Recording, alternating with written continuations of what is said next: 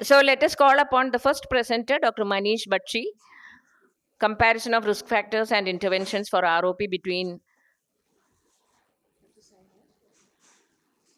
less than 1 kg and 1 to 2 kg babies. Yes. Should I start? Yes, please. Good morning, everyone. My study title is Comparison of Risk Factors and Interventions for ROP between extremely low birth weight less than 1000 gram, and low birth weight between 1000 to 2000 gram. And I am a ratified member. No financial disclosures. It's the same. First, I want to refer on study done by Gilbert et al. In 2019,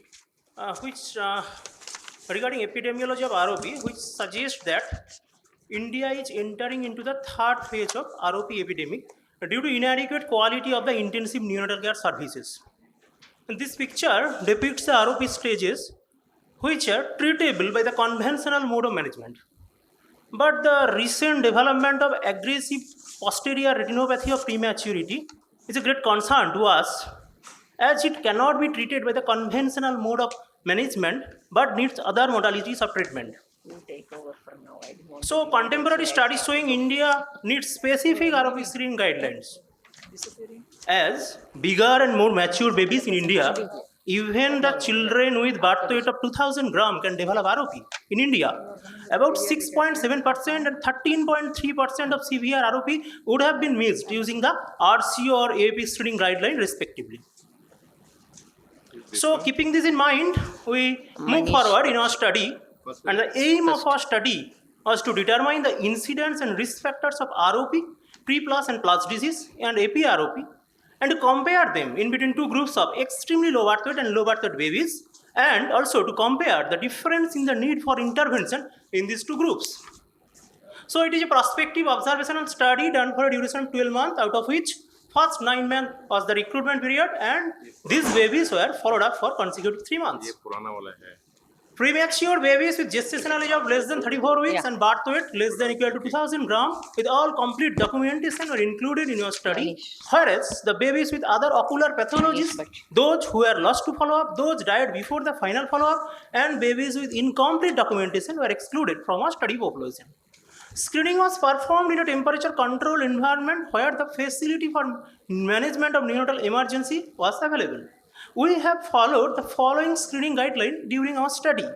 If there is on first screening, there is incomplete vascularization noted, then the premature babies were observed at an interval of every 2 weeks till complete retinal vascularization.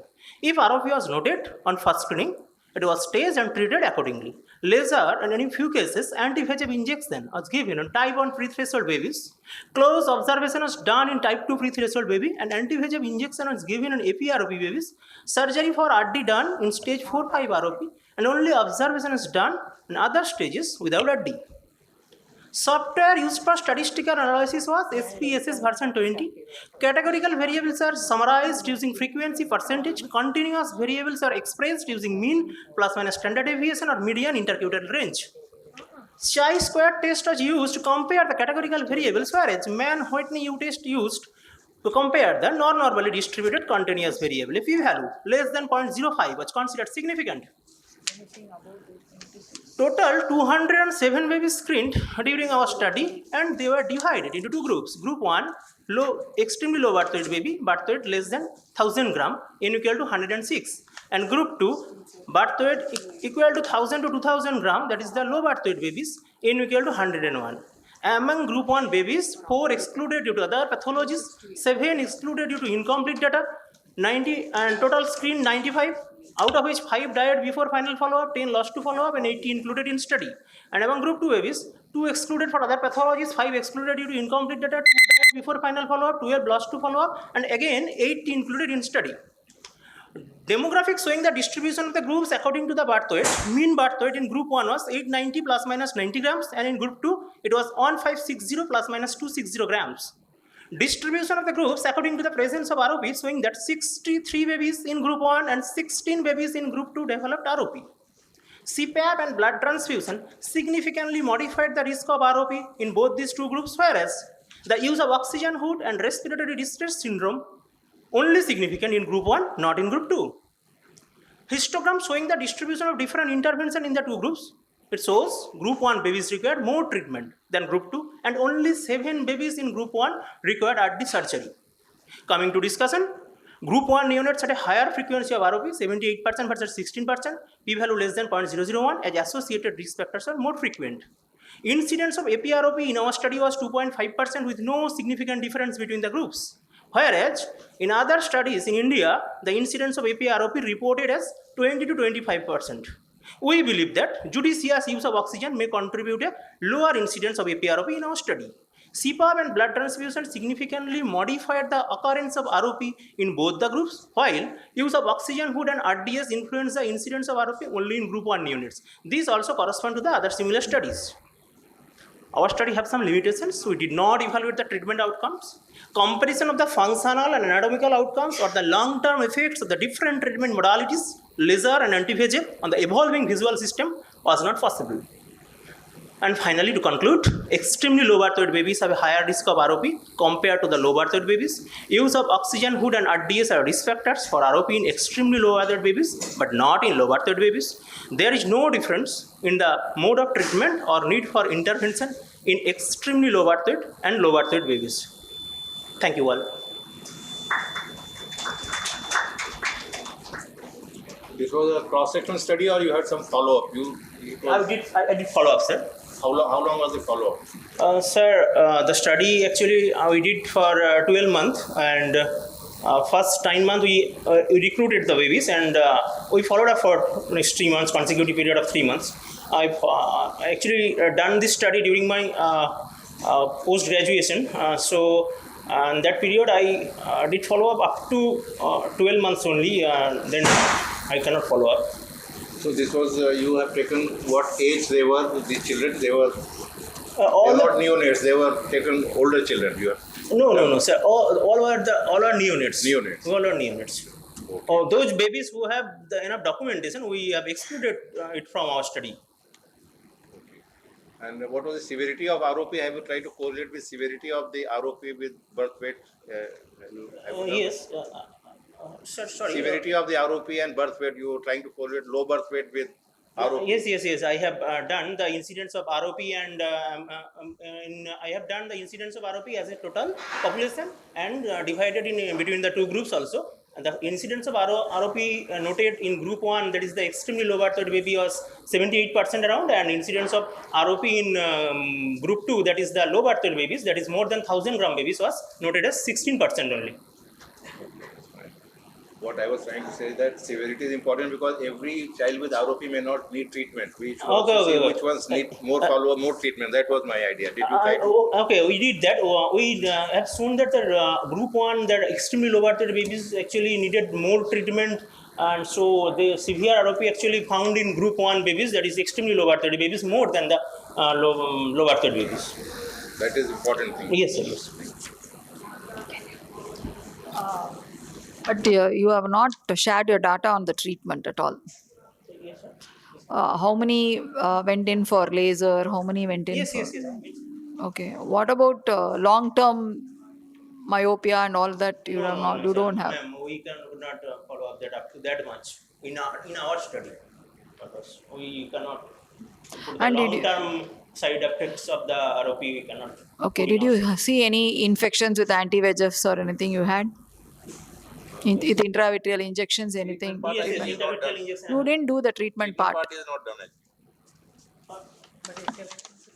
Intervention done, ma'am. Intravitreal injection was given. No such occurrence or no such mishaps like infections or there. Okay, Thank you. thank you.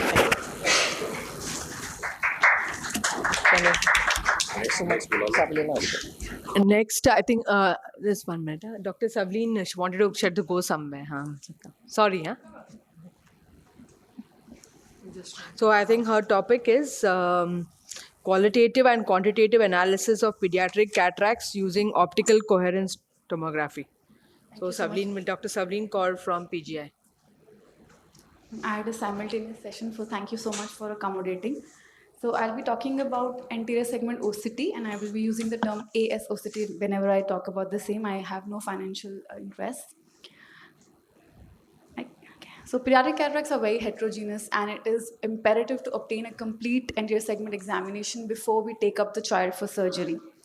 In adults, we traditionally use the slit lamp, and children are often uncooperative for a slit lamp examination. So often in complete preoperative examination is possible only under anesthesia. So we wanted to see whether we can use the ASOCT as a preoperative tool for assessing pediatric cataracts. This was a prospective observational case series. After obtaining ethical clearance, it was done at the Advanced Eye Center, PGI Chandigarh. We recruited children who were birthed to 8 years of age, and we excluded children who had significant corneal opacities or where we could not obtain a clear ASOCT scan. All patients underwent a detailed ophthalmic examination, including the biometry, as in a routine case of pediatric cataract. In addition, all children were subjected to the ASOCT imaging in office. The anterior segment optical coherence tomography was done a week prior to the surgery. In case the child was too young to sit on the slit lamp, the child was straddled in a butterfly position. All the examination was done under dilatation with tropicamide and phenylephrine. And in real time, this was the swept source ASOCT that we used, and it took about 3 seconds. So most of the children which were younger had to be straddled in butterfly position to get good scans. We wanted to see whether the morphology of the cataract, the status of the anterior and the posterior capsule that we see on the ASOCT matched with the intraoperative findings. We also wanted to quantify the opalescence in cases of pediatric cataractus lens and investigate what clinically important information the ASOCT could provide us. The study was done in 2 phases because of the COVID pandemic. We ended up recruiting 80 eyes of 50 pediatric cataracts, ranging from 3 months to 8 years of age. We had all sorts of etiologies, but congenital cataract constituted the major one. A normal ASOCT lens scan looks something like this, with a hyper-reflective anterior and a posterior capsule, and the nucleus of the lens also hyper-reflective, with the cortex showing some hyporeflectivity. We saw all sorts of morphologies that we could find on the ASOCT, the anterior subcapsular cataract giving us a hyperreflectivity along the anterior capsule, the zonular cataract with riders, then we could make out anterior pyramidal cataracts, posterior subcapsular cataracts could be seen, and the posterior bowing of the lens capsule in cases of posterior lenticonus could also be appreciated. A reduced anterior posterior depth could be seen in cases of membranous cataracts. We could image total cataracts, partially absorbed cataracts, subtotal cataracts, and often anterior capsular rupture in cases the cornea was clear. It was very beneficial to do the ASOCT in cases of white cataracts because a white cataract was labeled as white on the slit lamp, and on the ASOCT we could appreciate the anterior and the posterior capsular fibrosis, which necessitated the use of a vitrector at the time of cataract surgery. In total cataracts, in 2 cases, we could map the posterior capsular defect. As you see, the scan is moving from the nasal to the temporal side. The site and the area of dehiscence of the posterior capsule could be seen, and we could see the herniation of contents into the vitreous in cases where the cataract was white. When we compared the morphology on the ASOCT and the intraoperative findings, we saw that it matched to the extent of 94%, and we could get an accurate information about the integrity of the anterior and posterior capsule also in 97%. The second part of the study, we extrapolated the images into an external images software. We extrapolated the lens and the nucleus and calculated the pixel density in these patients. So this density was graded on 0 to 255, and we saw that a peculiar type of cataract gave us a peculiar type of intensity. So if you know the intensity, you can kind of tell which kind of cataract the child will have, because a typical zonular would give us a more nuclear and a lesser lens density, and so on. We also got a positive correlation with higher nuclear densities and lower visual acuities. So our study does have limitations because we do not have a control group. It would be kind of unethical to know the ASOCT findings and not tell the surgeon about it. And the availability as a technology of the ASOCT is also limited to maybe tertiary or research centers. We cannot replace a complete examination by a sophisticated instrument, so a gold standard is still a clinical examination. Nevertheless, our study is the first to report the use of ASOCT to study the pediatric lens in vivo. It is a valuable tool to know the lens morphology and the capsule without the need for anesthesia, and the findings correlate well with the clinical parameters. We also propose an objective assessment of lens opacification. In a country like ours, where there is no concept of neonatal screening, maybe this quantitative analysis can help us in longitudinal follow-up of patients. And also there might be scenarios like diabetic cataracts or steroid-induced cataracts where you need a follow-up and a quantification might come in handy. So it helps us in delineating the morphology of the lens and the capsule, and it can reduce our intraoperative surprises. I would like to acknowledge my team and Dr. Jagatram for a legacy of pediatric cataracts that he has left us. Thank you so much. Thank you, Dr. Savleen Kaur. I'd like to know whether the OCT findings always correlated with your surgical findings, that the posterior capsular integrity always does it correlate with the ASOCT findings? Thank you for that question, ma'am. In our study, we found it to correlate in 97%. So where you have a bad cornea, there the ASOCT will not come into use because it will not be able to go back. It's an optical method, so it has a disadvantage against, say, the ultrasound. But in case you have a clear cornea, then the accuracy is 97%. Have you compared it with B-scan findings? Ma'am, I am doing the study. I mean, this study is not talking about comparison with the ultrasound, but when we do, because the swept source has more penetration, delineation of the capsule better than sometimes even the ultrasound, because if you indent too much, sometimes you might get it. But yes, again, in patients where you have bad corneas, the ultrasound is way better than the ASOCT. That's part of the unpublished. So you could do this in all congenital cataracts or selective? So my indications now after doing the study are white cataracts, because in white cataracts it gives us a lot of information. In children who are developmental delayed, sometimes they don't sit at the slit lamp and they don't show, and a 3-second scan can give you a lot of information. And also cases where I'm trying to follow up ROP cataracts, as I said, diabetic and steroid induced are my indications of doing ASOCT, and that would be adding information. Use a specula.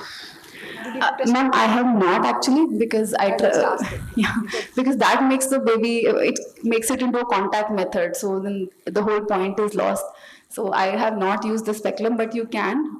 We were doing a study on ROP babies, so where we did use the speculum to get better scans. So only if we suspect capsular pathologies, if Yes, sir. quite opaque, maybe in those cases might Yes, sir. add to additional information. Yes, wherever we suspect a capsular pathology, it will be of immense use. Yes. 97 is a good number. In total cataracts, if you're suspecting a posterior lenticonus, but that can be got by the B scan. Yes, ma'am. That can be, So, we can get by B scan. B-scan So just also, that B scan requires, in child, you have to straddle it. It's a contact method. Again, you want to do it in the OR. You want to do it just before the surgery. Then you have, some people do not like to do the ultrasound at the time of surgery. They want to schedule it. So another EUA visit for the child, I think, can be avoided if you just do a non-contact scan like the ASOCT. Thank you. Okay. Thank you so much.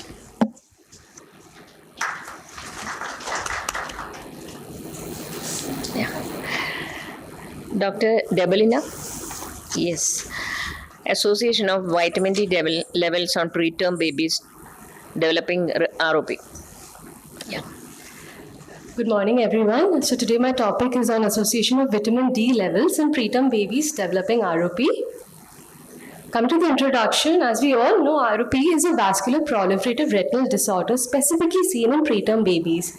It approximately affects 32,000 children worldwide, causing childhood blindness because of ROP. The most common risk factors that we are aware of is low gestational age, low birth weight, and increased oxygen supplementation. Now, coming to vitamin D, it is a known fat-soluble vitamin, and the functions are it regulates gene expression, inflammation, and angiogenesis. The fetus generally gets the supply of vitamin D through the placental transfer in the last trimester. Thus, preterm babies are deprived of this only source of vitamin D and are inherently deficient in vitamin D. The aim of my study was to compare the serum vitamin D levels in preterm babies developing ROP and those not developing ROP. It was a case-controlled descriptive study done in a tertiary care center in South India over 1 year. Sample size were 54 preterm babies, equally distributed into 2 groups. Babies with ROP were 27 and without ROP were 27. We included babies with gestational age less than 34 weeks and birth weight less than 2,000 grams according to the RSBK inclusion criteria. And we excluded babies that were lost to follow-up and babies with known metabolic disorders like diabetes. Methodology again, we noted the gender, gestational age, and birth weight for each baby. The serum samples were collected from each baby in the 4th week of their life and stored in the deep freezer. And once all the samples were collected, we ran the ELISA kits for measuring the serum vitamin D levels. The ROP screening was started from day 21 of life or post-conception age 31 weeks by senior ophthalmologists, and they were followed up routinely depending on the vascularity status of the retina. So babies were screened according to the ICROP guidelines and treated according to the ETROP guidelines. And the other risk factors we noted along with these babies were the APGAR scores, RDS, presence of apnea, bronchopulmonary dysplasia, PDA, intraventricular hemorrhage, sepsis, anemia, thrombocytopenia, and any history of blood transfusion. The reference values for the serum vitamin D levels in these babies were noted as deficient if it was less than 20 nanogram, insufficient if it was between 20 to 30, and normal if it's more than 30 nanogram per ml. Statistical analysis was done using the SPSS version 23. The normality of the data was tested using the Shapiro-Wilk test. Categorical data was calculated using percentage and frequency, continuous variable with mean and standard deviation. Bivariate test was used using the Mann-Whitney test, and categorical data was done using the chi-square test and Fisher exact test, and significance was set at a p-value of 0.05. Coming to the results, out of the 27 babies developing ROP, 55.6% had type 1 ROP, out of which 2 babies developed aggressive ROP, and 44.4% babies had type 2 ROP not requiring any treatment. All the 15 babies with type 1 ROP, they were treated with peripheral laser ablation, and the 2 babies, the ones specifically who had the aggressive ROP, were treated with intravitreal bevacizumab injection. Coming to the data, we saw more number of babies with ROP. They were male patients, but it was not significant.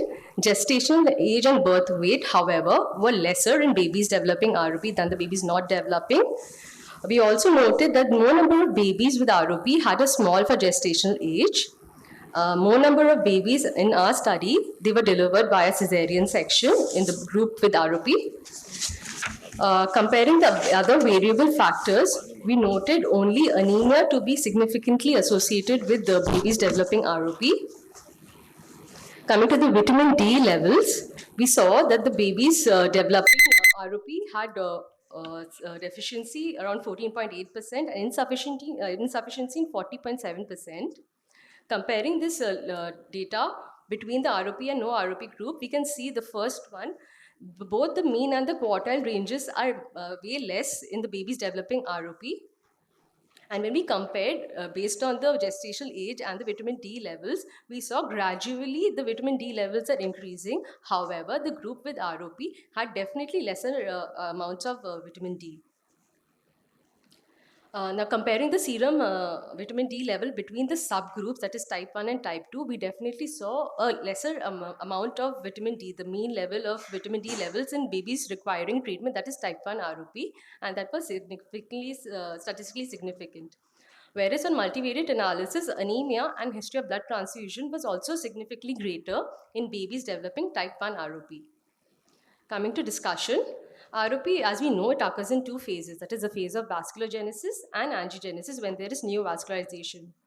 Vitamin D receptors, we've seen that it's there in the endothelial cells of the retinal vessels. Now these preterm babies, as we know, they are devoid of vitamin D. They are unable to inhibit the abnormal retinal angiogenesis.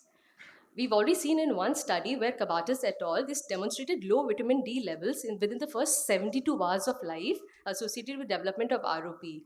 But as we already know that these babies are deficient in vitamin D, hence we went ahead and we tested the vitamin D levels in the 4th week of life, when actually we presumed that the phase of angiogenesis sets in.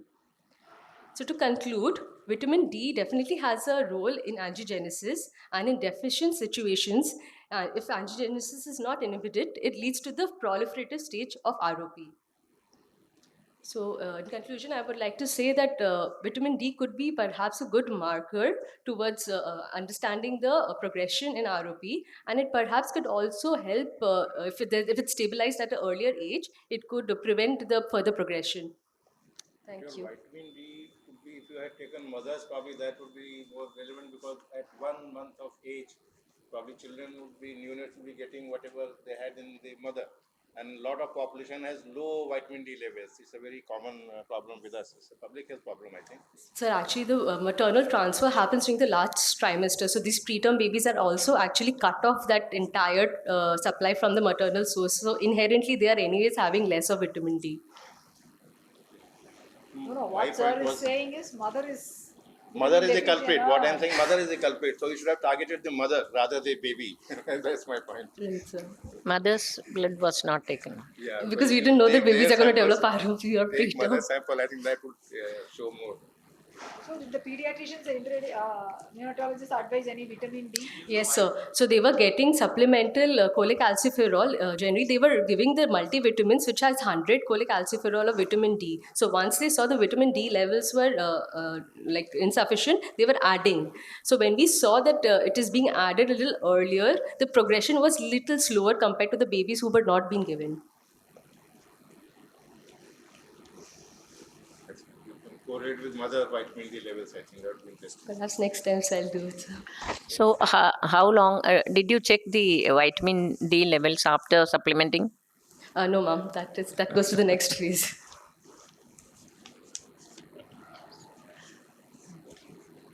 Thank you. Thank you. Thank you, sir. Any more?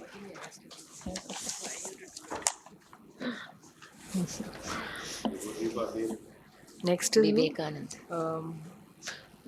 Chan. Dr. Dr. Vivekanand. Vivek Barkar. Dr. Vivekanand is there? My name is Vivekanand. I thought it was Vivek. Yes. So, yeah. You can't change the. Dr. You can't Preeti change the Prasad. presenter.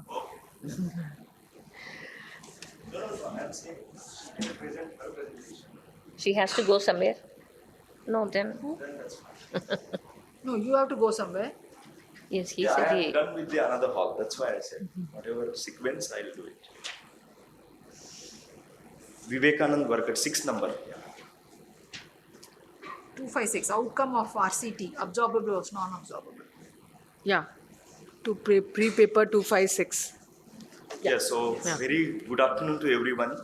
So basically, I am going to present this work as a free paper titled as Outcomes of Randomized Control Trial, Absorbable versus Non-Absorbable Suture Material in Pediatric Cataract Surgery. So I do not have any financial disclosure. So basically, the use of the absorbable versus non-absorbable is very much debatable. However, we know that the entire Western world, they are very much using the absorbable suture. Although in our context, it is actually the need of the hour, but we are still not convinced. So as a part of institutional practice pattern, I try to look at this particular aspect, though it looks very simple, but I think this RCT gives a lot of the value and inputs to change our practice pattern. So we know that the pediatric cataract is one of the most important surgically treatable cause of childhood blindness. Management of childhood cataract remains complex, and the physiology and anatomy of the growing eyes of the children is different from that of the adult. So how different is the pediatric cataract surgery from adult cataract surgery in the context of the use of suture material? So we need to add the surgical step like PPC plus AV. The poor scleral rigidity leads to a reduced wound integrity, and thus the need for the suture to close the incisions and side ports. Needs examination under anesthesia for suture removal. Children are at high risk of trauma to the eye and have more chances of wound adhesions, and thereby these n number of complications. Right. So having said that, then what suture material one should ideally be selecting? So it should provide a safe and secure wound closure that is maintained for a duration of a wound healing with minimal morbidity. Right. And then decision regarding the suture selection depends upon what is the physical and biological characteristic of that particular suture material, the tissue being sutured, clinical experience of the operating surgeon, and also the practice policies of the institutional or non-institutional practice. So we have these two options. So we try to look at nylon versus vicryl.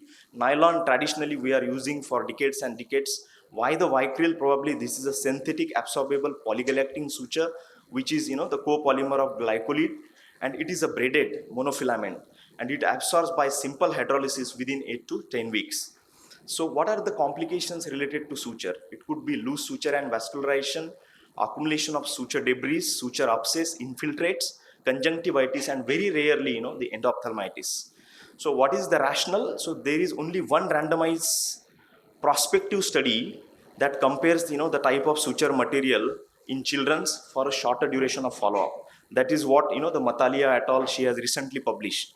We plan a systematic randomized comparative clinical trial with, children with kind of a modest follow-up of 3 months. So these are the primary and secondary objectives.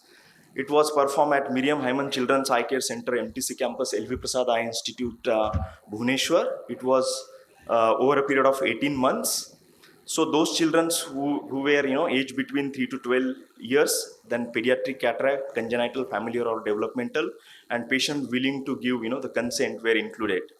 So the study design, after eligibility assessment, the counseling done, then the informed consent was taken, and the sequence generation was done by the simple block, the randomization by a separate coordinator who is uninvolved with the clinical care of the patient. And then they were, randomized into the two groups, group A and B for nylon and Vicryl, including 84 eyes in each group. And then post-operative care as a routine at 1 day, 1 week, and 6 weeks and 3 months, they were followed. However, whenever the loose sutures was, reported, they were removed irrespective of the duration at presentation.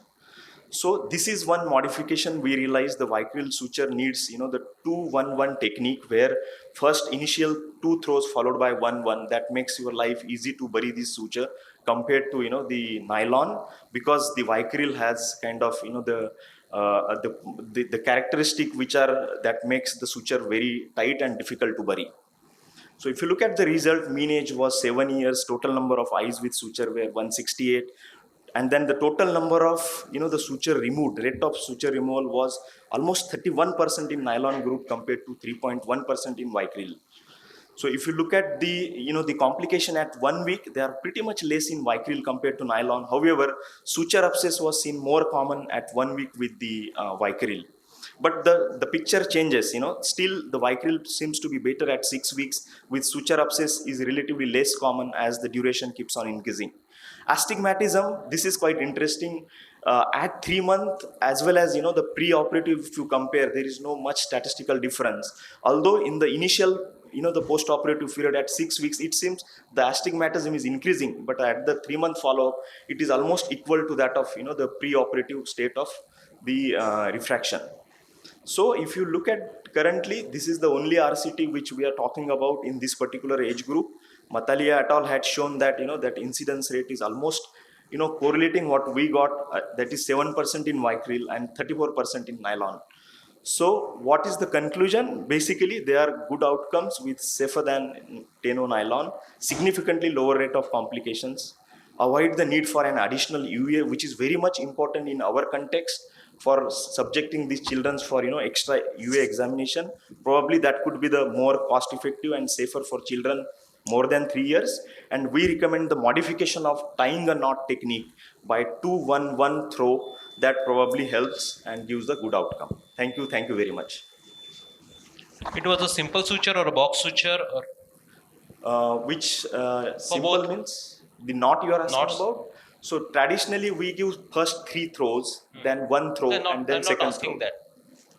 It's basically a cross or box suture or just a simple one. Simple suture, yeah. And then you bury it in the cornea or in the sclera.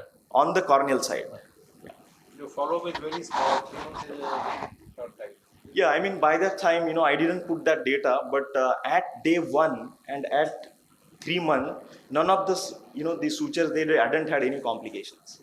So, I mean, logically to keep them not removing in the another group for a longer duration seems to be risky in younger children. That's why we chose. Have you seen what is the mean time by which Vicryl? Yeah, so the mean time by which, the Vicryl suture started showing complication was... No, not complication, got completely absorbed. 6 weeks. In all? Yeah, in most of them, the 6 weeks, the Vicryl got absorbed. Percentage. Yeah. What was your primary outcome measure? What was your primary outcome measure? Primary outcome to look for the complication rate and also the rate of removal of the suture. removal. So if it causes astigmatism, then you would like to remove Astigmatism also we looked at. If you see the the previous Matalia's paper, so it has shown that probably as the duration increases, the astigmatism goes down. But in our cohort, it doesn't seem like that. Even at the 3-month follow-up, maybe if we follow them longer, probably we'll have some new thing for astigmatism is concerned. the follow-up is short. That's what it is. Yeah. So what is your take-home message? Yeah, so my take-home message is probably, the context where I am working in LV Prasad in eastern part of the country. Probably I will shift to the Vicryl, because I look at the difference, 7% versus 34, and then the need for UA. Any infection did you see with Vicryl? Infection. 2 patients, they had I missed endophthalmitis. 2 patients had an endophthalmitis, and that was because of suture infiltrate, the first case, and another one was because of the suture abscess. And any infection with nylon? It's a very serious matter. It was with Vicryl? One in each. That is end it? of? Pardon? Was it Vicryl? Both, one end of One in both the each. cases. One in each. So usually what happens, I presented the paper in another hall. The main reason is, kind of the improper hygiene and the context that come up with the. You removed these sutures late, No. or you Sutures, removed that was the early. strategy. Whenever the loose suture, you are. You removed it. Despite removal, probably the abscess and infiltrate had precipitated the endophthalmitis. Okay.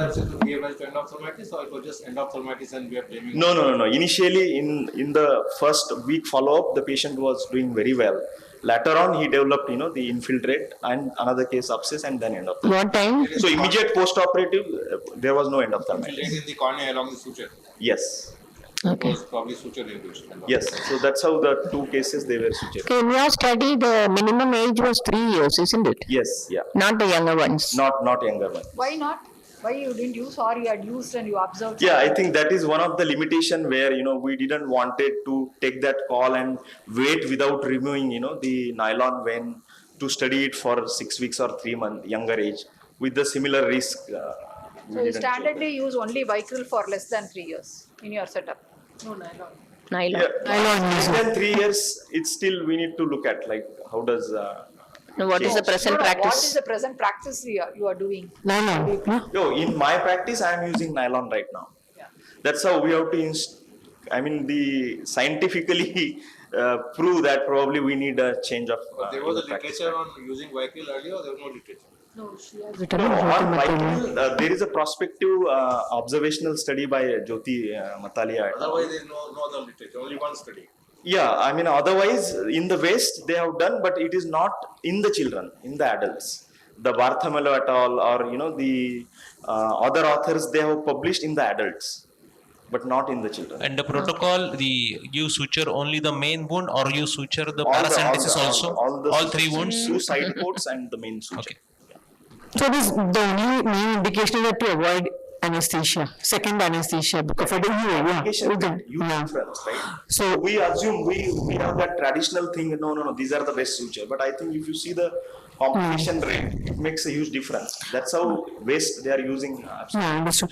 The only thing that I found is that so we were using in summer, but do you see an increased reaction like in that area that because the Vicryl suture stands up? At 3 months, the Jyoti published that the Vicryl group lives with a scar of the suture tract. However, in our cohort, for both of them, there was a scar. So it's not like Vicryl and the nylon don't develop. Both of them has been shown to be No increase of steroids you had to use for the Vicryl? no. Same dose. Right. We kept everything as the same. Same. Show us any photograph and you shown some pictures. I think that would have been far more convincing. Thank you. Thank you. Thank you. Next one. Dr. Preeti. Deep anterior lamellar keratoplasty in advanced keratoconus in children and adolescents. This is not my presentation. Good afternoon, one and all. No, that's the next one, please. Dr. Preeti, yeah.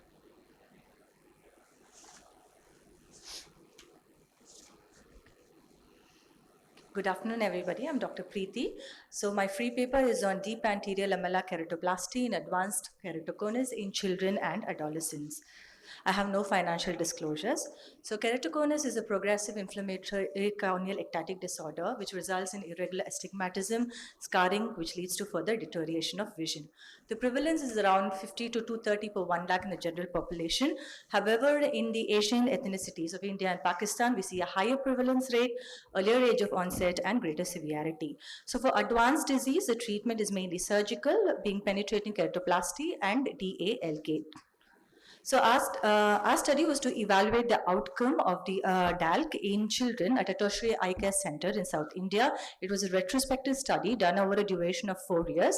So we included all children under the age group of 18 years. So we had 16 males and 9 females in the study. 27 eyes of 25 cases were studied. So the inclusion criteria were all pediatric cases that underwent DALK with a minimum follow-up of 1 year. The data collected were the demographic data and details of the ophthalmic examination. The outcomes were best corrected visual acuity, graft clarity, and complications. Now, all surgeries were performed by a single surgeon under general anesthesia. Consent was obtained from the legal guardian. Now, trephination of the donor and the host cornea was done with the handheld trephine. The donor trephination ranged from 0.00 to 0.50.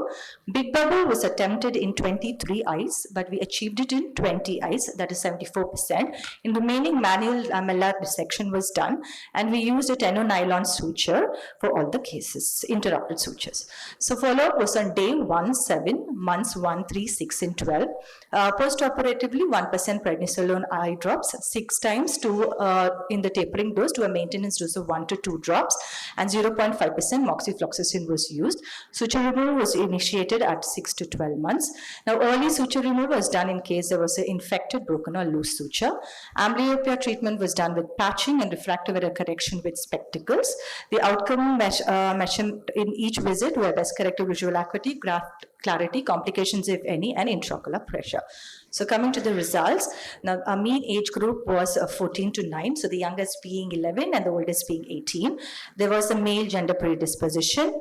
The mean preoperative BCVA was 1.13 logMAR units, and postoperatively it was 0.2 logMAR units.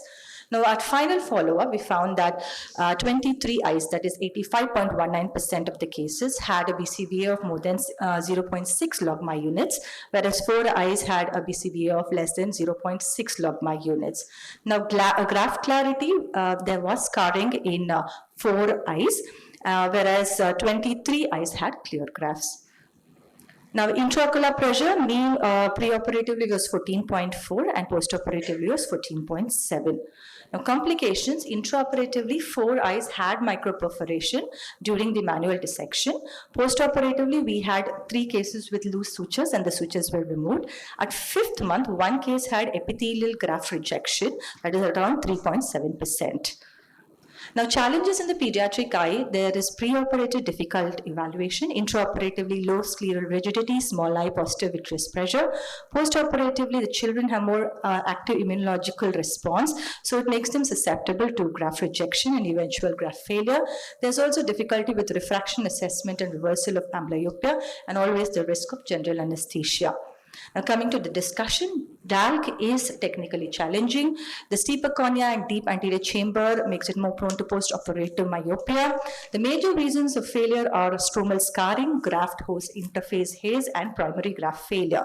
Now, some of the complications are microperforation, non-adherence of the Descemet's membrane, and Descemet's detachment.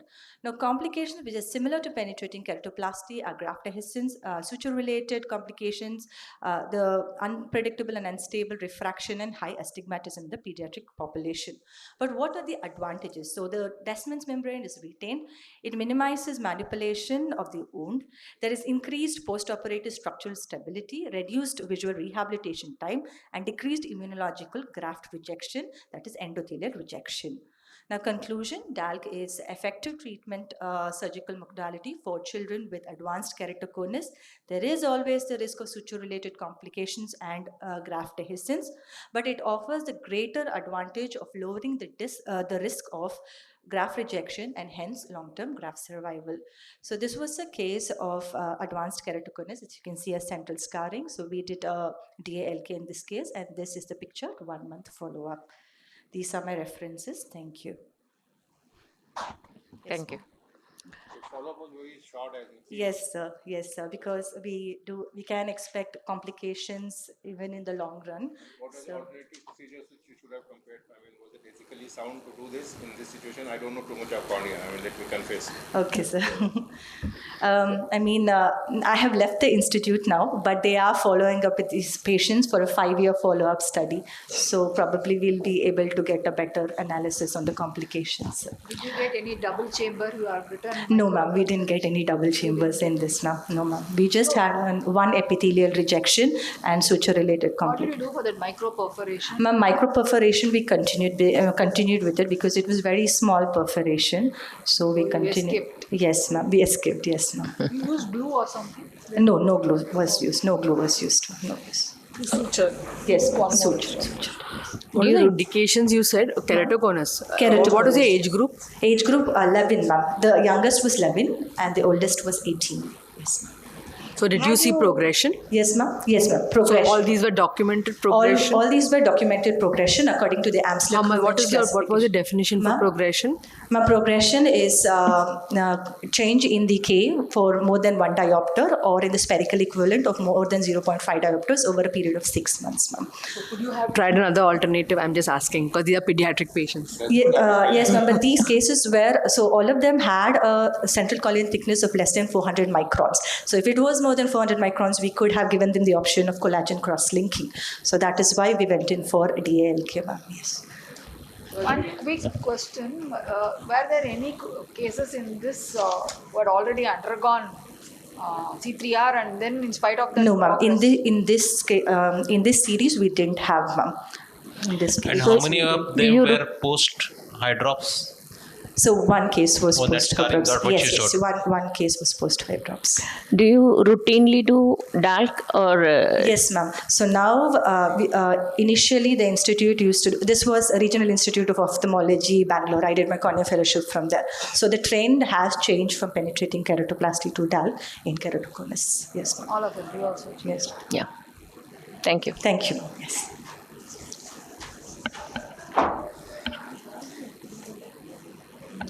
So let us go to the next speaker, Dr. Suruthi Nagarajan. No, do we? Yeah, Have you tried before? Sorry. We were just Contact lens, whether you tried for them? Scleral contact lenses, yeah. Contact lens infiltration, but they turned out to be intolerant, and that is why all the patients were under spectacles. You should have written as an exclusion criteria these specific things because when you're doing a paper, no, because even every surgical procedure has a before you have tried any other. You're not a ratified member, no? Yeah. No, not Okay, ratified. so this is not for this thing. No more. Can I start? You know that, no? There are no markings. Can I start? Yeah. Good morning, everyone. I'm Dr. Shruti Nagarajan, Pediatric Fellow, Shankar Eye Hospital, Coimbatore. Today, I'm going to present my topic on vigabatrin-induced retinal toxicity in children diagnosed with infantile spasms using ERG. So I have no financial interest in this study. So what is infantile spasms? Infantile spasms is an epileptic disorder of infancy which has an incidence of 2 to 5 per 10,000 children. And vigabatrin is the only one of the 2 approved drugs of choice to treat infantile spasms. Earlier, vigabatrin was imported from foreign countries for this treatment, but recently vigabatrin has been approved in India to make its own generic medicine. We all know that vigabatrin has a visual field loss, causes visual field loss in 52% of adults and 34% of children. And in order to find out the visual field loss, doing perimetry in children is very difficult because most of these are infants who are uncooperative and non-verbal. So the pathophysiology behind this retinal toxicity is that vigabatrin is basically an irreversible inhibitor of GABA transaminase, which increases the retinal GABA levels that causes permanent and irreversible depolarization, causing excitotoxicity. So this objective of this study was to study this retinal toxicity using Retavel. So we included children who are diagnosed with infantile spasms in our study, and we excluded those who were given on combination therapies and retinal dystrophies. The protocol we used was a light-adapted 30 Hz flicker ERG with 30 Hz candela background luminance. The procedure involved basically lying down the child and wrapping it in a blanket and cleaning the eye with an antiseptic cream. And these are the Retaval provided skin sensor strips, which is placed 2 millimeter below the lower eyelid in the lateral half, and 30 Hertz flicker protocol of ARG is being done. So we collected all the data and put it in an SPSS software. A P value of 0.05 was considered significant.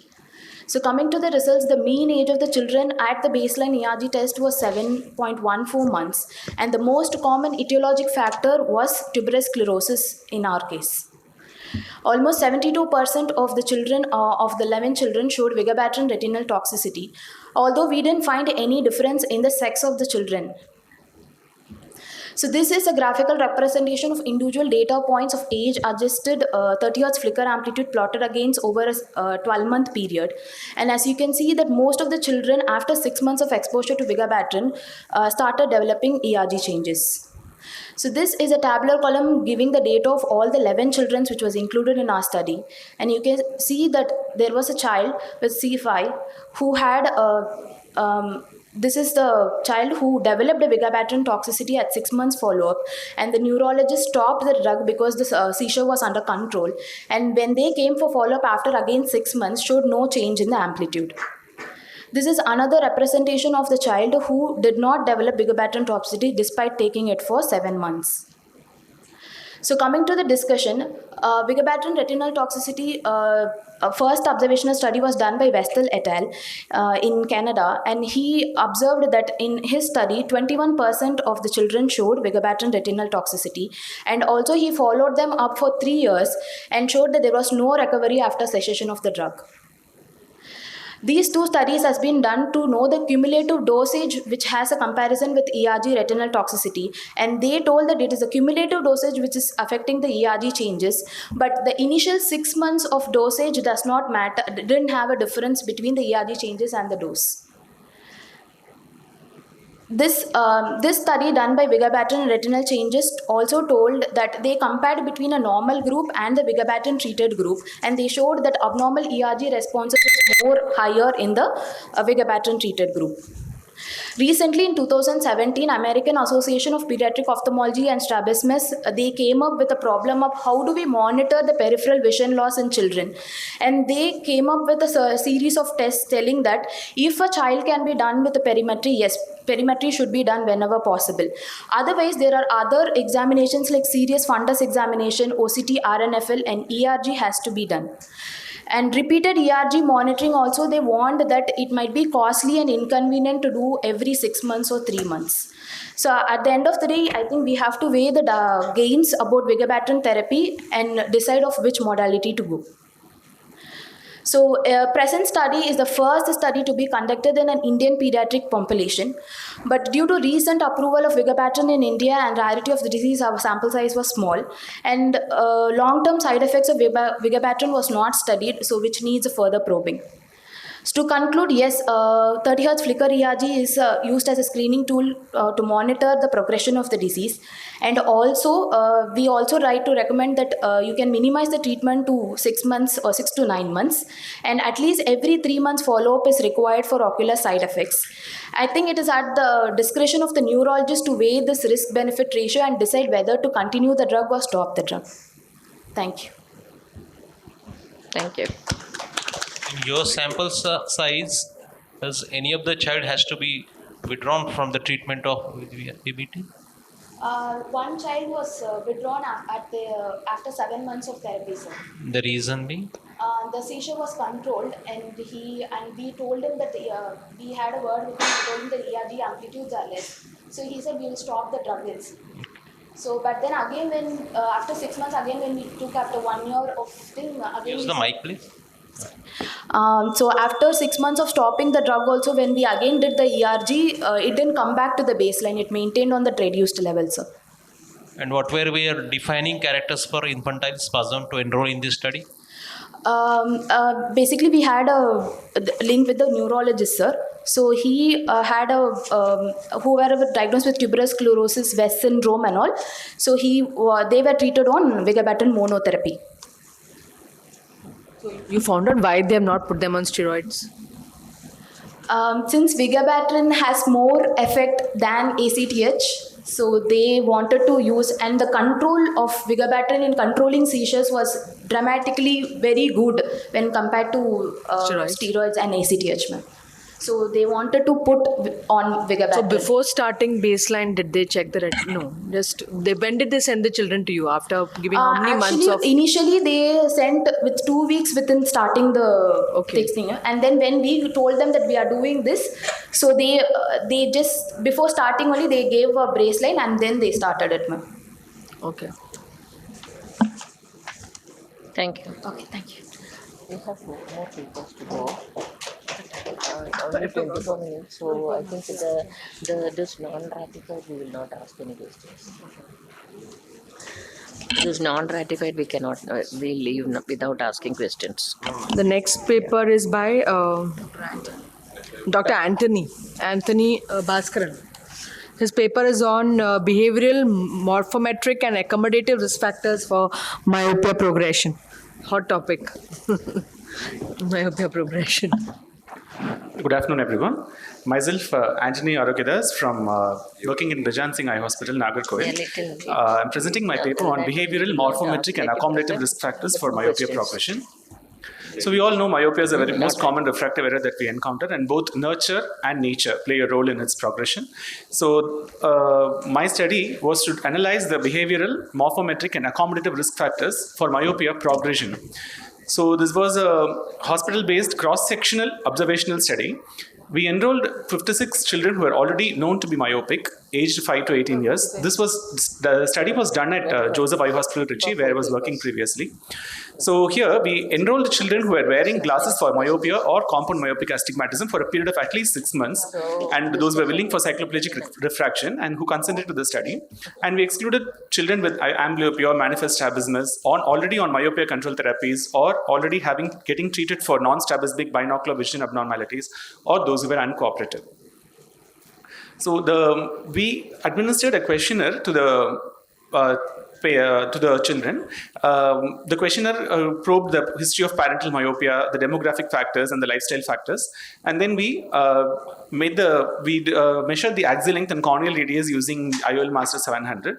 And then we trained optometrist measured the accommodative lag for the children using monocular estimation method. And 3 values were taken, and the average of the values was taken as the accommodative lag. And based on the previous values which we had already seen and at the present, so we classified them as progressive and non-progressive, defining it as a 0.5 diopter sphere increase over the past 6 months with the cycloplegic refraction. So we put the data in SPSS version 17, and we used the appropriate statistical tests with less than 0.5 as considering significant. So coming to the demographic data, the age, gender, the area where they were, the urban, semi-urban or rural, and history of parental myopia in at least one parent, the age when the glasses were worn first, and the spherical equivalent of the glass prescription they were wearing previously. So all this was studied between the 2 groups. And actually we found that there was no statistically significant difference in all this between both the groups. And regarding lifestyle, we studied about what was the usual working distance, whether it was less than 30 or more than 30 centimeters, whether they were taking intermittent rest during near work, whether there was gadget usage, their outdoor activities during weekdays, their outdoor activities during weekends, and whether they were enrolled in an after-school tutorial program, whether they were participating in sports regularly or not. So all this we had seen between both the groups. And we found actually there was no statistical significant difference between both the groups as well. And seeing the morphometric parameters, the axial length and corneal radius ratio also did not find any difference between both the groups. Only the accommodative lag, we could find there was a difference between both the groups, with the accommodative lag being more among children who progressed and it was lesser among children who did not progress. But the difference was not very great. It was 1.83 and 1.55. So this is a box plot showing the accommodative lag in the right eye and the left eye between those who progressed and those who did not progress. So I just want to remind that this study is not about the incidence of myopia, it is about the progression of myopia. So seeing other studies which probed into the progression, we found that there is a study from Singapore which said children who are younger and those who had severe myopia at baseline progressed faster. But here we did not find any significant difference in the age and the previous refractive error the child was already wearing. And Saw et al. They also found that there was no significant difference between time spent outdoors and myopic progression. We also found the same thing. There is another study from Jiang et al. Who said that the increasing in the time outdoors was effective in preventing the onset, but not effective in preventing the progression. So we also found that somewhat a similar picture. And there is another study where they found that more outdoor activities, more time spent wearing glasses, more time spent in near natural light, and less time in computer correlated with less progression. But here we did not find any such relationship. And there are also another study where gender, age of onset, the degree of myopia at beginning, all this was related to the progression, but we did not find any significant relationship. Accommodative lag was not associated with myopia progression in some studies, but in some studies it has been found that children who had an accommodative lag and who had a near esophoria, when given progressive additional lenses, actually have lesser progression. So here we could find some difference in the accommodative lag between both the groups. The morphometric parameters did not find any, have not been found to be associated even in other studies as well. We also did not find any difference. So in this study, we have concentrated on children who are already myopes and to find the risk factors between those who progress and those who did not progress. But this was a cross-sectional study. So we have not done a prospective study, or this is not a prospective study. And we had a lesser sample size. And the way we had, from previous studies, we had designed the questions like less than 2 hours, more than 2 hours. But we had not asked an open question, like how many hours do you spend? Probably if we had probed into an open manner, we could have probably got results like the other studies as well.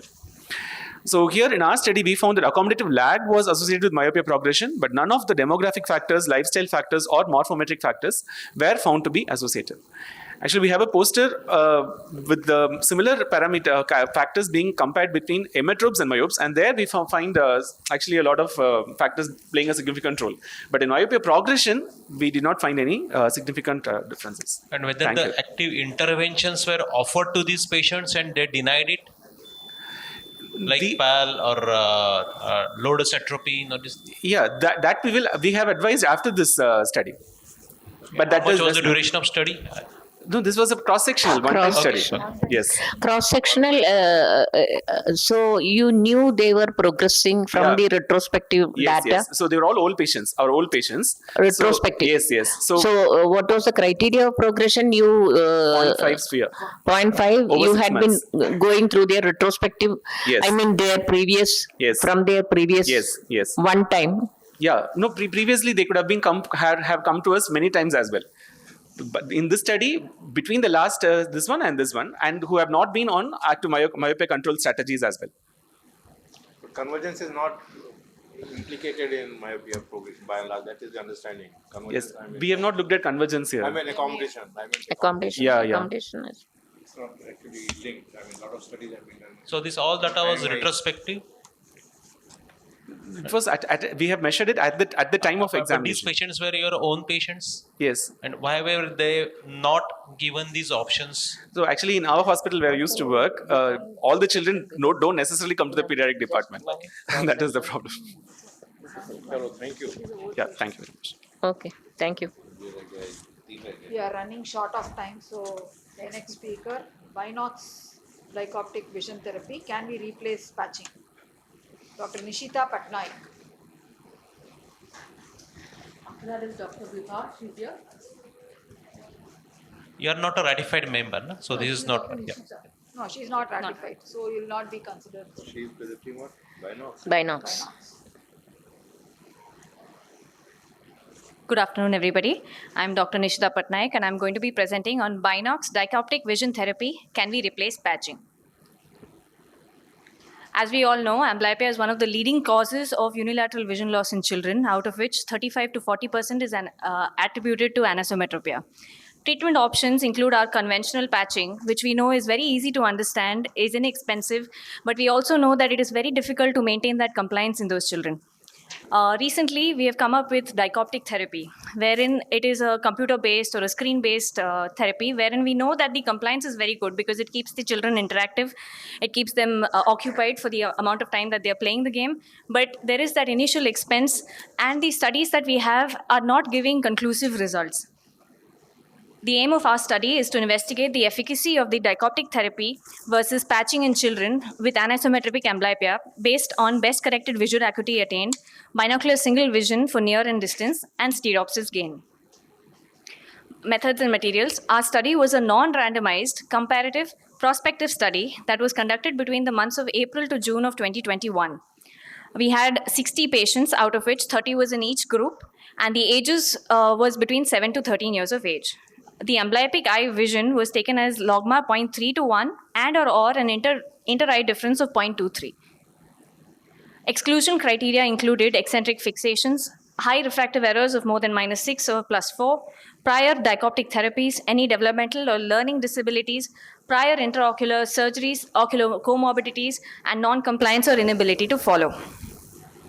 The Binox system is a home-based, cloud-based system. So each child or each family would have to have a laptop or a desktop that had a minimum size of 11 inches, Google Chrome as their web browsers, a scale or ruler for measurement and calibration, the anaglyph glasses that is provided by the product, either it's red, green or red, blue, and a working knowledge of how to set up Zoom, because they would coordinate with the Binox operators to change their calibrations. This is an image of their games that they would have. So what they would do is they would rebalance the contrast between the two eyes. So the better seeing eye would have minimum amount of contrast for them to be able to visualize the target, while the amblyopic eye would be put on maximum amount of contrast. So in these cases, like the blue car or the blue bowl on the right side would be their amblyopic eye, and they would have to navigate through the game to avoid the red cars or the red balls and catch the blue ones. So they would actively use their lesser seeing eye. In our results, we first went on with mean vision. We noted that mean vision improvement was better in Binox, where we saw that there was 1 logMAR improvement, while in patching there was 0.5 logMAR improvement. In case of BSV gain for near, we noted that about 75% of the children improved in the Binox group, while only 66 improved in the patching group. This reversed in the distance gain. BSV distance, we saw that there was 55% improvement in the patching group, while there was 41% improvement in the Binox group. Stereo gain was noted. So we saw around 20 patients in the patching group that had no stereopsis, and about 40% of them improved to having gross stereopsis. Similarly, in the Binox group, there was a less improvement. So there were 28 patients that had no stereopsis, and 17% of them improved to having gross stereopsis. We also did a median improvement in the amount of stereopsis that was seen. We noted that the Binox group showed a larger increase in the stereopsis, showing a median increase of 0.52, while there was 0.14 improvement in the patching group. There were various studies wherein they have compared patching with these dichoptic therapies. The latest ones being by Roy et al. And Jost et al., wherein they compared the smartphone-based dichoptic therapy versus patching. They noted that the vision had similar improvement between patching and the dichoptic therapy, but Roy et al. Specifically noted that the near stereo improved in dichoptic therapy. Jost et al. Also saw that vision improvement was similar in both groups. The limitations of our study is that it's a small sample size.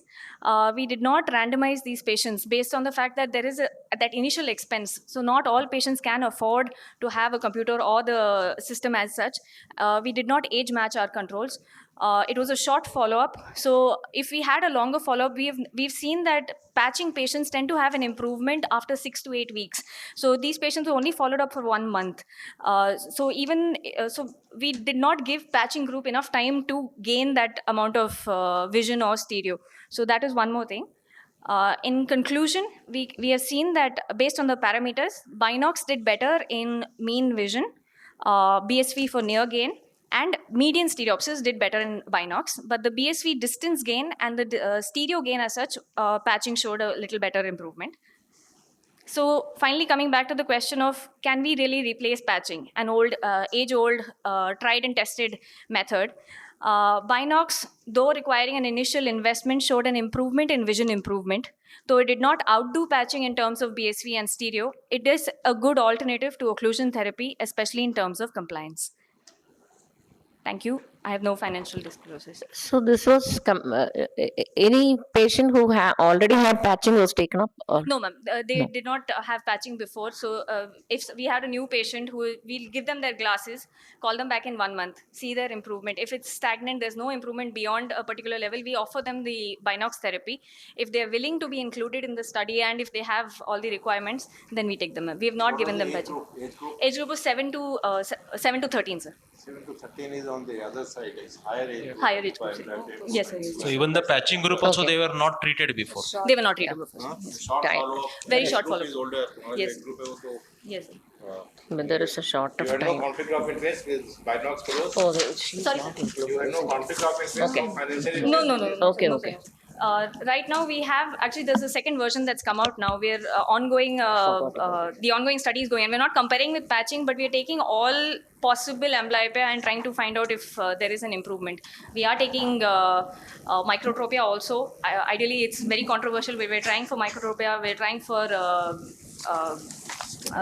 patients who have undergone cataract surgery as well, and we are Okay. Yes, sir. Yes, sir. Thank you. For short of time, I think we will Thank you, sir. call for the next speaker, Dr. Vibha Badrinath. On IOL formula calculation in pediatric eyes, do we have an answer?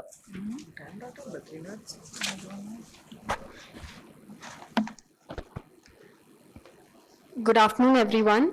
So today's my free paper presentation is titled IOL formula calculation in pediatric eyes. Do we have an answer? No financial disclosures. So pediatric cataract surgery with intraocular lens implantation is a very commonly performed procedure worldwide now. But in children, there are some challenges in IOL power calculation. Like in children, they have an axial eyeball growth and a tendency for a myopic shift, because of which we need to have a targeted hyperopic undercorrection. And also children have a poor cooperation for measurement of ocular parameters. And because of this, these measurements have to be done under general anesthesia, where centration and fixation is usually a problem. And the IOL power calculation formulae that I've normally used are all validated in adult eyes. So the aim of our study was to assess the predictability of SRK2 and Barrett's universal 2 formula and the possible effect of axial length, keratometry, and age. It was a retrospective study. Total of 123 records were analyzed and 72 eyes of 39 patients were included.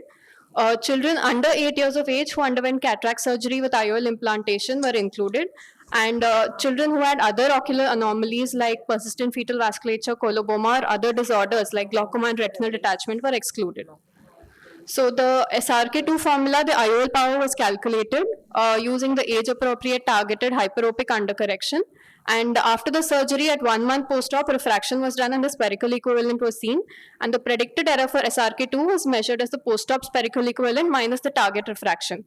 For Barrett's, again, the IOL power was calculated using the same target refraction, but the post-op spherical equivalent was back calculated. And the predicted error for Barrett's was thus the back calculated spherical equivalent minus the target refraction. So these, in both the groups, the mean prediction error and the mean absolute prediction error were compared, and subgroup analysis were further done for axial length, keratometry, and age. Statistical analysis was performed using SPSS version 21, and the differences in the predictive error and the absolute predicted error between the two formulae was analyzed by Wilcoxon signed rank test, and a p-value of less than 0.05 was considered significant. So coming to the results, total of 72 eyes of 39 patients were included. The mean age of surgery was around 3.8 years. And in the overall cohort, we can see that the predictive error, mean predictive error was much lesser in Barrett's compared to SRK2, and this value was statistically significant. But in the mean absolute predictive error, there was not much difference between the two groups. And further in subgroup analysis, according to axial length, it was divided into 3 groups. In the shorter axial length group, that is 18 to 21 mm, SRK2 performed much better than Barrett's. But in the group which has 21 to 24 mm, Barrett's performed much better than SRK2. But in the higher axial length group, both these IOL formulae had a higher predictive error. Correlation analysis was done, and a strong positive correlation was seen using the SRK2 formula for the higher axial length group. The subgroup analysis according to keratometry, we divided into two groups. In the flatter corneas of less than or equal to 45 diopters, we can see that Barrett's performed better than SRK2, but in the higher keratometry groups, both of them were comparable. In the correlation analysis, a significant negative correlation, but in the overall keratometry group was seen using Barrett's. And in the subgroup analysis according to age, we divided into three groups, less than 2 years, 3 to 5, and 5 to 8. We can see that Barrett's performed better than SRK2 overall in all the age groups, and the least amount of predictive error was seen in the less than 2 years age group. No significant correlation was seen. So overall, we found that Barrett's had a much lower predictive error compared to SRK2, and this value was statistically significant, but the mean absolute predictive error was similar in both the groups. With respect to axial length, in the 18 to 21 mm group, SRK2 was better. In the 21 to 24 mm group, Barrett's was better, and in the higher axial length, both had a higher predictive error. Steeper corneas, both were good, but in the flatter corneas, Barrett's performed better. And Barrett showed a smaller predictive error across all age groups, but especially so in the less than 2 years age group. So when we compared our study with other similar studies that have been done, we can see that there is no single ideal IOL calculation formula in children. Chang et al. Said for the younger children and in the shorter axial length, SRKT was better, but Barrett's was better in the higher axial lengths. Epley et al. Said Barrett's performed equally well across all. But Kekunaya et al. Found that SRK2 actually had the least predictive error in all. So in conclusion, we can say that Barrett's formula can be used with predictable outcomes in children under 2 years and above 5 years, eyes with axial length between 21 to 24 mm, and flatter corneas of less than or equal to 45 diopters. Thank you. This paper has been submitted to IGO. Thank you.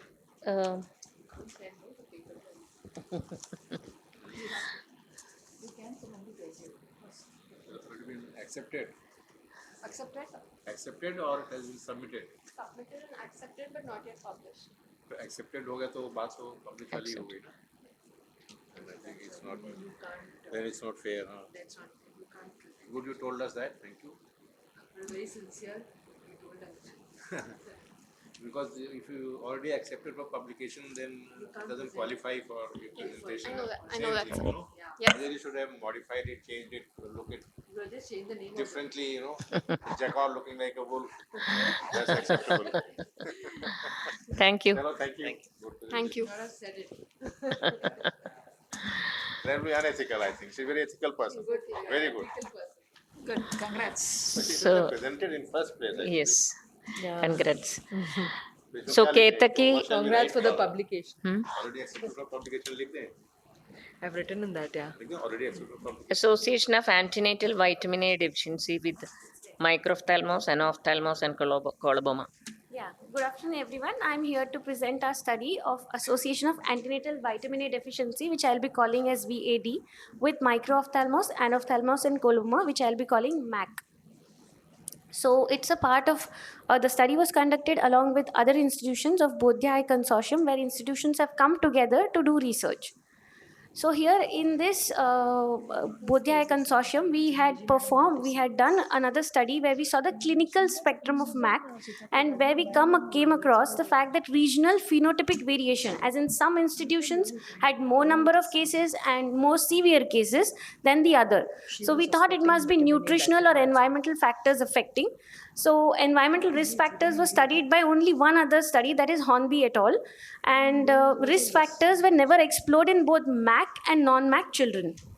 So our aim was to explore the association of maternal vitamin A deficiency with MAC and non-MAC patients, to also analyze the association of phenotypic severity, like severe phenotypes, are they having more maternal vitamin A deficiency. So it was a case control observational study where 3 institutions came together and pooled the data. Sampling process was done based on the prevalence of the previous study, and we calculated 220 was the size of the sample. Inclusion criteria for the cases was about 0 to 3 years and consecutive MAC cases. And for the controls, it was 0 to 3 years, but cases of trauma, refractive error, allergic conjunctivitis, and CNLD, or congenital nasolacrimal duct obstruction. It was done between June 2018 to June 2021. Exclusion criteria was when there was unclear diagnosis, mother was unavailable to give the interview, or no perinatal details were available. So we reviewed the case records and we found out that demographic details were noted, antenatal and perinatal history, especially emphasizing on presence of night blindness, birth order, which order of birth was the patient, details of the phenotype was noted, systemic associations, if there were any, were asked to the mother. Whatever remaining data was not there at times about the birth order, small things, that was done by telephonic conversation with the mother. Validated WHO recommended questionnaire was used to ask about the antenatal night blindness, which is an indicator of maternal VAD in mothers. Some phenotypic definitions are anophthalmos, where we called it when it was visible absence of any ocular structure. Severe microophthalmia we called when there was visible rudimentary ocular structures with corneal diameter less than 4. Complex microophthalmia was when microophthalmia was associated with anterior segment dysgenesis. So all these three, anophthalmos, severe mixed microophthalmos, and complex, was severe phenotype having greater impact on vision. So we clubbed them together. Here we see that the demographic data was comparable between the cases and the control. And like I said, there was regional variation in one of the institutes where we see 124 cases in one institute, and out of that 49 were severe phenotypes. So we assessed the risk factors, antenatal fever, rashes, and all of that we assessed. Antenatal night blindness in the mother, consanguinity, order of birth, whether it was first or multiple order, family history, and vegetarian diet. Two factors stood out were antenatal night blindness and the order of birth. So the controls had more firstborn and the cases had more multiple borns.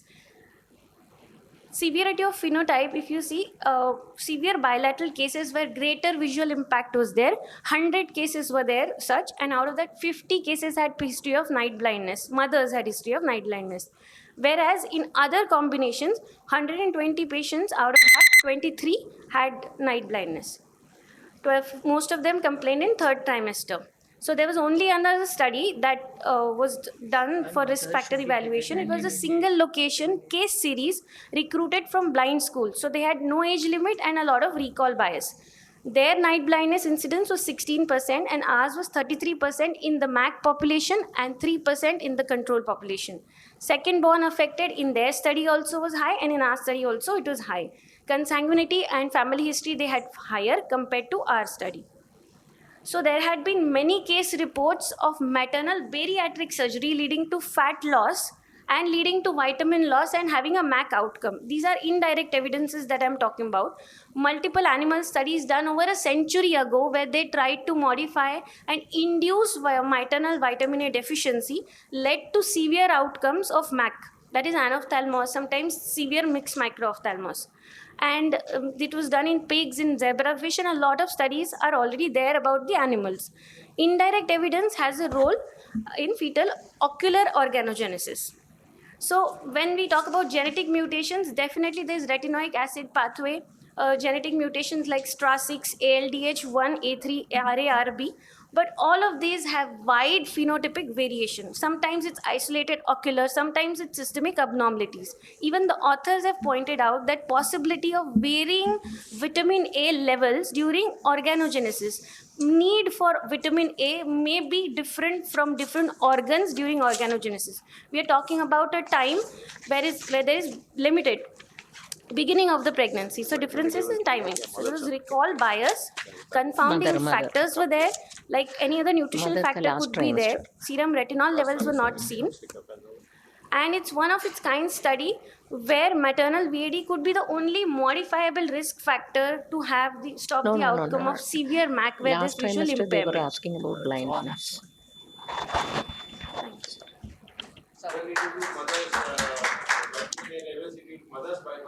No, we did not do the vitamin A levels because it had ethical constraints. At what point would we do the vitamin A levels, which are very variable? And that's why we did the standard WHO recommended indicator, that is night blindness in mother. That will give us the cause whether she had. Night blindness is very vague symptom. You ask anybody But no, there is a standard questionnaire for that that is recommended by WHO, and they use it for various studies. But that's very speculative. Another thing is a lot of genetics in. Yes, but all the genetic papers mention that there is a role of vitamin A in various levels. Any systemic association genetic study? Did you do anything to rule those things out? Because No, it's not the amount of patients that were there and the socio-economic status. We don't have grants for that. So as of now, we've not done, but we're going to explore it in the next stage. But that's what I'm saying. Yours is you have taken a conclusion and then you have gone around doing work. That's my feeling. Because other thing is that the fetal embryonic fissure closes from at 6 weeks. Forms around 3 weeks and closes by about 6 weeks. It closes. So maximum. Yeah. So whatever insult has to be there, has to be in that window. Yeah. So if you're talking vitamin A levels, had you taken in mothers, it would like folic acid. Like folic acid association with spina bifida and all that. So either you conjecture that kind of association. So reproductive age group is the only age group where we can see the levels. Vitamin A before they have. No, but that is unethical. According to WHO, it is unethical to that's give. What I'm saying. It becomes very dicey. Yeah. So either one give a indicator we found that women who don't know that they are pregnant, they should take vitamin A. वो भी मुश्किल हो जाएगा. वो भी मुश्किल. Anyway, good presentation. Thank you. Thought provoking. Photo. Yeah. Photo with all the speakers. We'll stand down. Photo with all the speakers. Thank you. The results will be announced later by the scientific committee. All the speakers, can you come over to the front of the podium? Yeah.